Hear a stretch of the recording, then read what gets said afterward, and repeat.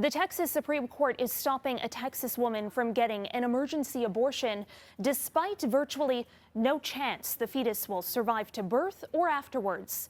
The decision is the latest twist in an unusual saga, challenging the limits of the state's abortion bans. I am going to grant the temporary restraining order. This week, a Texas judge granted an abortion for 31-year-old Kate Cox. She's 20 weeks pregnant with a fetus that was diagnosed in late November with a genetic condition that's nearly always fatal.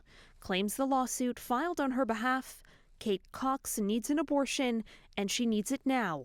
Carrying the pregnancy to term, it warns, puts her at high risk for severe complications, threatening her life and future fertility, including uterine rupture and hysterectomy.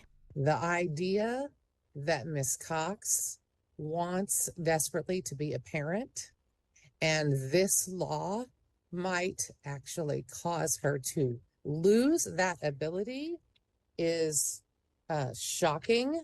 But the state's all-Republican Supreme Court, responding to an appeal from the Attorney General, has put on hold the lower court's order. My choice, my body. Texas abortion laws are among the strictest in the country, outlawing all abortions except those that put the mother's life at risk.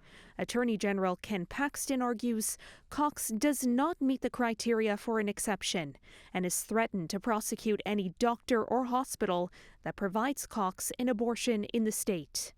This just really highlights the difficult bind that doctors all across the state of Texas are in when they're choosing between, do I provide the ethically appropriate care? And if I do so, I risk spending the rest of my life in prison and losing my medical license. The Center for Reproductive Rights, which is representing Cox, called Paxton's request stunning in its disregard for Cox's life, fertility, and the rule of law.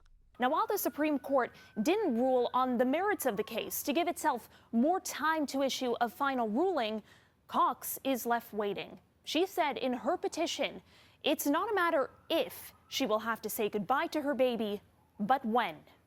For City News, I'm Caryn Ceolin.